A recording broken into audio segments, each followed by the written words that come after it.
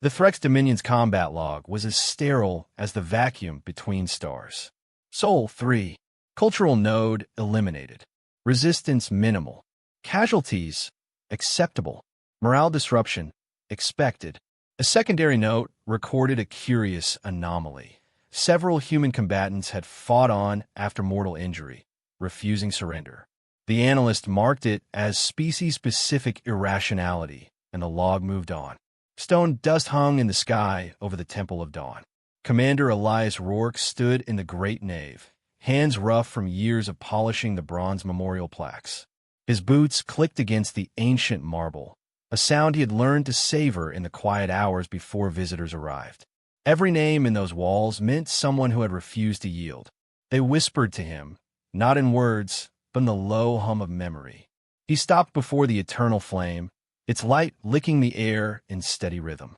The flame had been carried here from the trenches of Mars, through sieges, riots, and the slow erosion of human hope. Today it burned steady. Today it seemed eternal. Outside, sirens shattered the stillness. The ground trembled, first a murmur, then a steady drumbeat that rattled the stained glass panels. Elias turned toward the doors as a young private burst in, face pale under soot. "They've broken orbit," the soldier gasped. "Multiple dropships inbound. The capital's already." The rest was lost to the roar. Through the great doors came the first shockwave. The stained glass exploded inward in a storm of color and shards. The air became fire and stone. Elias hit the floor, ears ringing, as the front steps of the temple disintegrated under alien bombardment. The Threx came in precise lines, each warrior's armor an insectal sheen of dark metal. Their rifles spat green plasma that vaporized marble. They moved without waste, without hesitation, their formation adjusting in geometric patterns Elias could almost map. Humans broke formation constantly, ducking, sprinting, shouting over each other, but each burst of chaos ended in a strike the Threx hadn't accounted for. A railgun's sonic crack took the head off the lead alien. A cluster of defenders poured molten thermite over a choke point, their faces set with grim amusement. Elias snatched a fallen rifle, its stock still warm from the previous owner's grip. He fired into the advancing line, every shot a punch of recoil into his shoulder. He didn't think, didn't aim with precision. He simply answered the invaders with steel and heat. "Commander!" A voice cut through the chaos. Lieutenant Mira Vance vaulted the ruined pews, her left cheek marked with an old burn scar, eyes sharp with the kind of clarity only seen in combat veterans. She tossed him a fresh magazine. "North transept's gone. We need to fall back now." Elias glanced over her shoulder. The north wall was gone, replaced by a hole big enough to drive a transport through. The eternal flame wavered in the sudden gust, its colors bending as smoke thickened. A Threx bolt struck the base of the flame's pedestal. The glass housing cracked. The fire flickered once, twice, then died. Something in Elias went with it.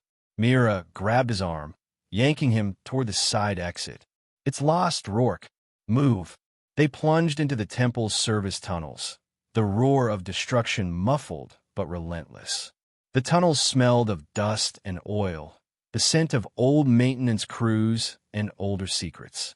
When they emerged into the daylight, the city was already a carcass, buildings gutted, streets fractured under alien landers. "Command's gone," Mira said, her voice hard but low. "Whatever they hid in orbit, no one's answering." Elias leaned against the wall, chest heaving. He felt the absence of the flame like a missing limb. "That was more than stone," he said. "They'll pay for it." "They will," Mira replied.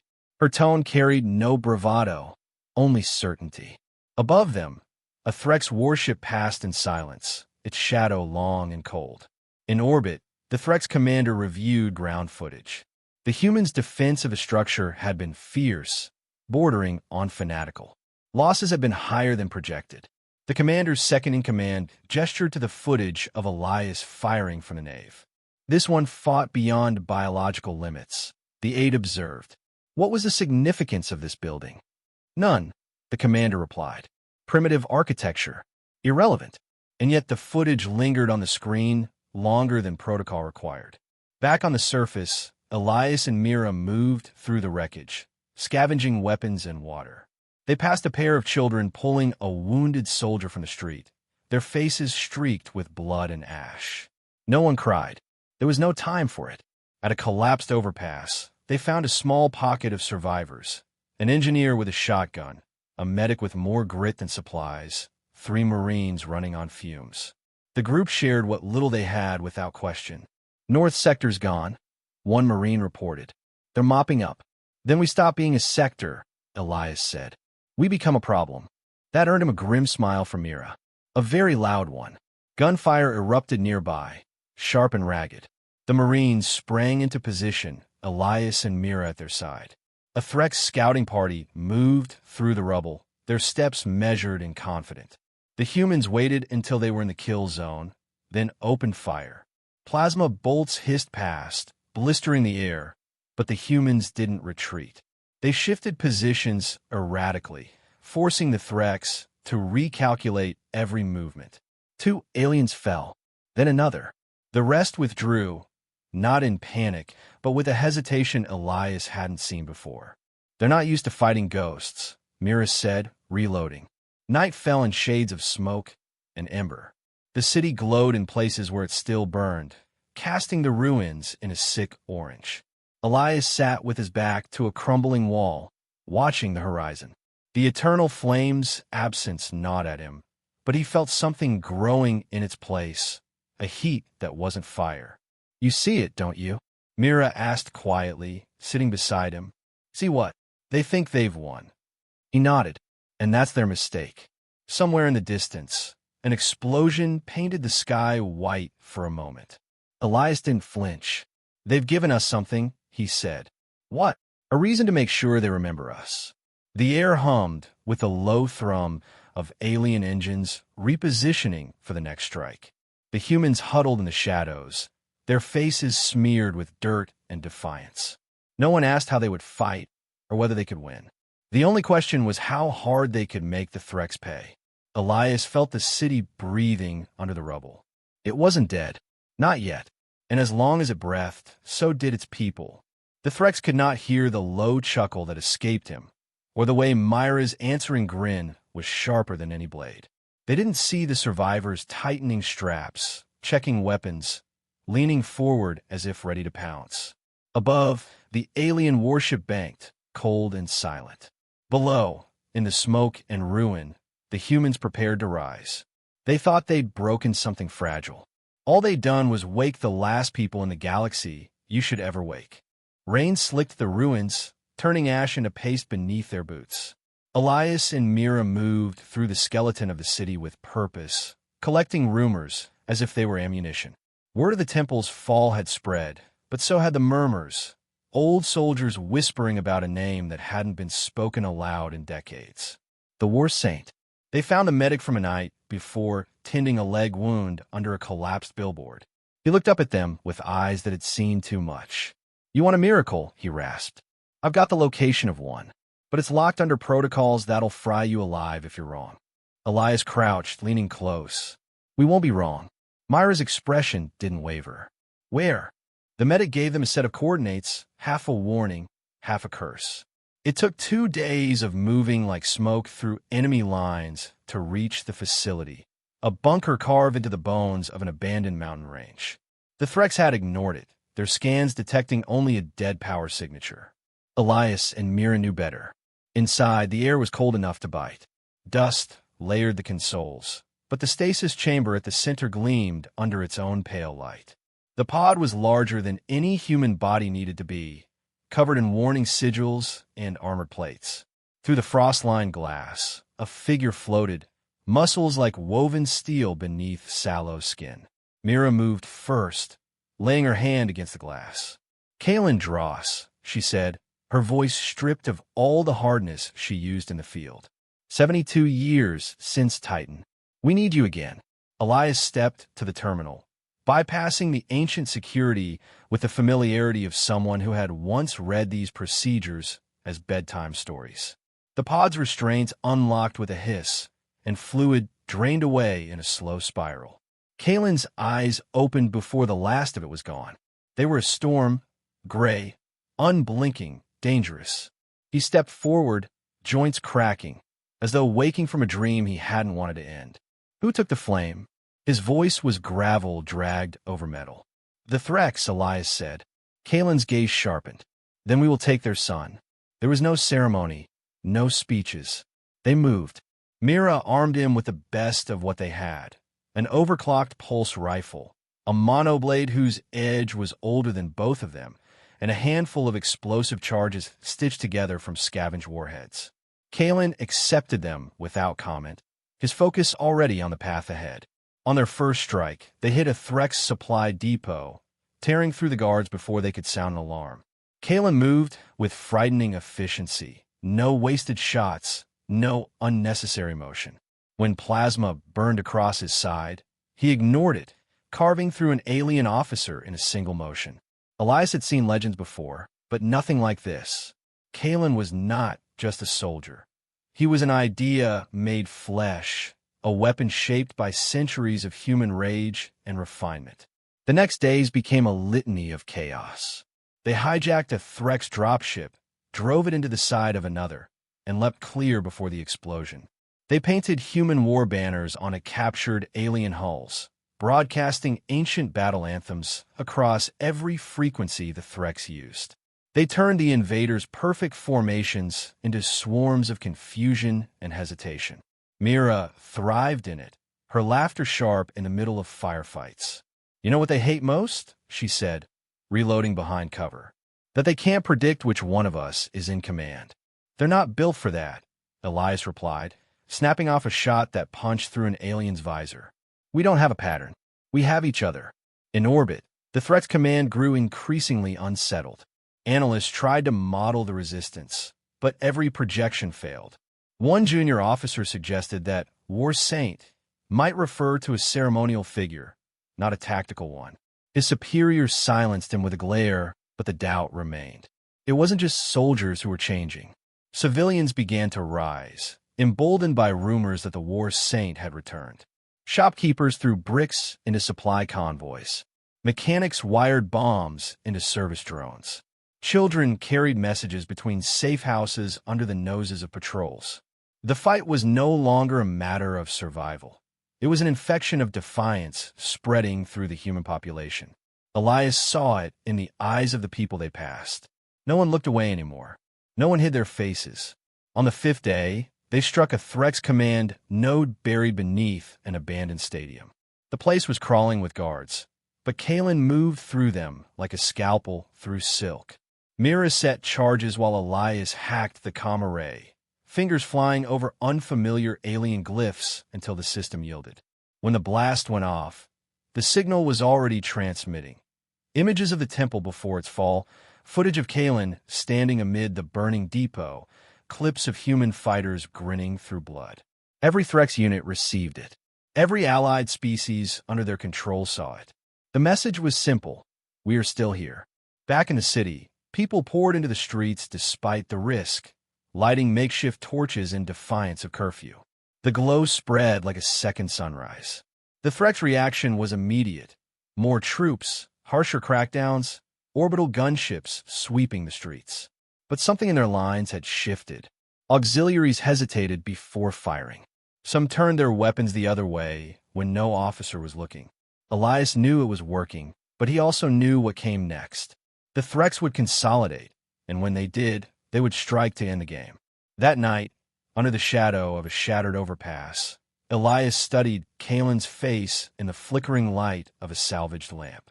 There was no joy there, no satisfaction, only a steady, burning purpose.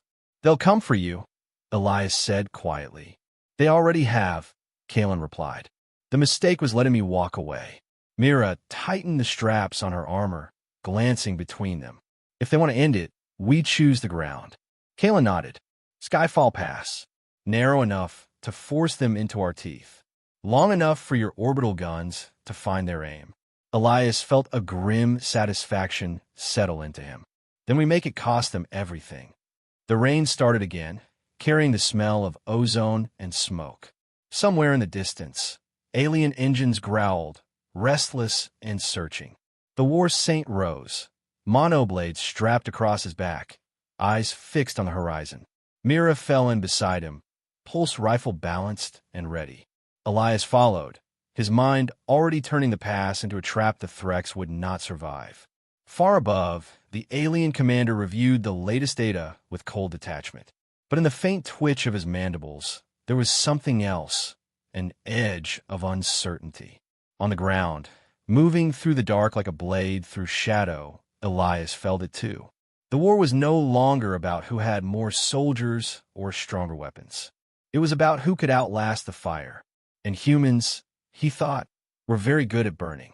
Skyfall Pass was a scar between two mountains, narrow enough that a single burning wreck could block a column, wide enough for the wind to howl through like a war horn. The stone was blackened from old battles, the ground pitted and jagged. Elias stood at its mouth in the gray pre-dawn, feeling the weight of centuries pressing in from the cliffs. Kalen was already there, crouched over a crate of munitions, hands moving with mechanical precision as he set the charges.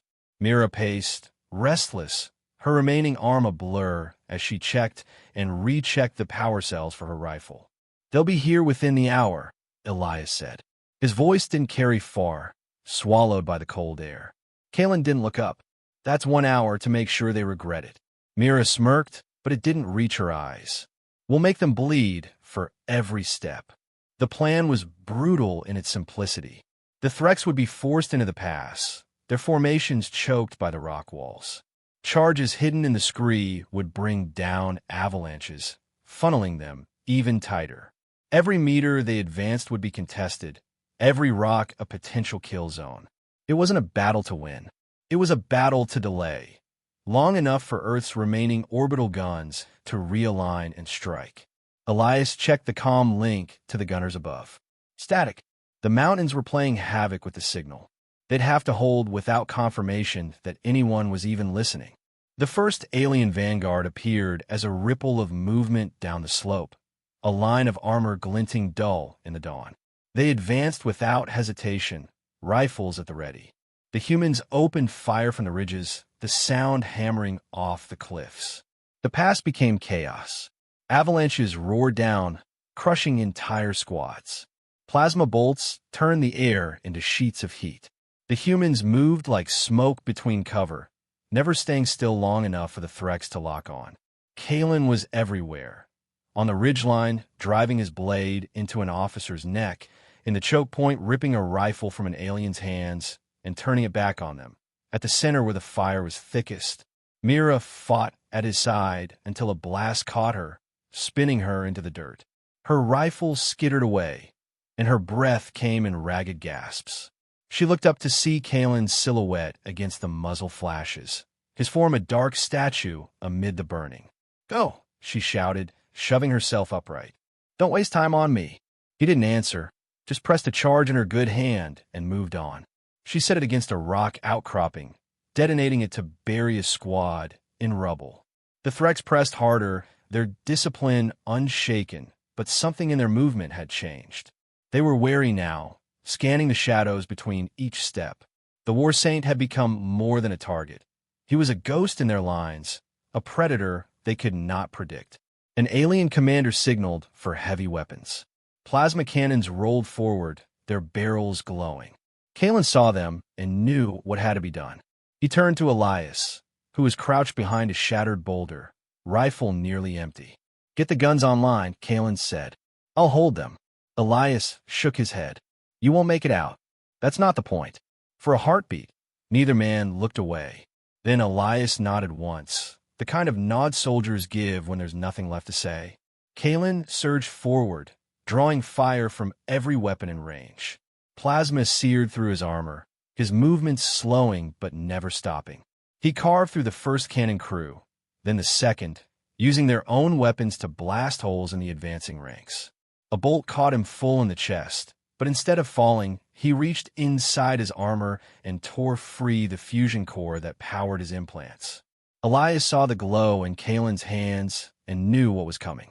Kalen charged into the densest knot of Threx troops, the fusion core screaming as it overclocked beyond its limits. For a moment, the battlefield went still, all eyes drawn to the burning figure at its center. Then the world became light. The explosion tore the pass apart. A shockwave slammed Elias against the rocks, knocking the breath from him.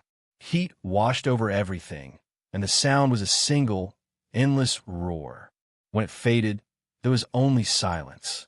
Through the ringing in his ears, Elias heard the faint crackle of the comm link. A voice tinny and strained. Guns online. Target acquired. Firing. The sky lit up again, not with fire from the ground, but with spears of plasma from above. The orbital barrage struck the Threx fleet in low orbit, tearing hulls apart, scattering their formation. On the slopes, the surviving alien troops faltered, their command broken. Those who could still move began to retreat, some dropping their weapons entirely. Mira staggered to Elias's side, her face pale but steady. "Did he do it?" she asked. Elias looked at the center of the pass, where a blackened banner stood upright in the ash. Kalen's monoblade was driven into the ground beside it, its edge still glowing faintly. There was no body, only the mark he'd left.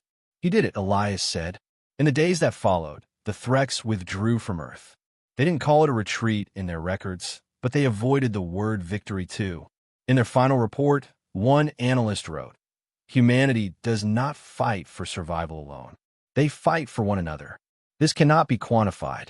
The city began to breathe again, though the air still carried the scent of burned stone. The people rebuilt slowly, stubbornly, lighting new flames in the places where old ones had died.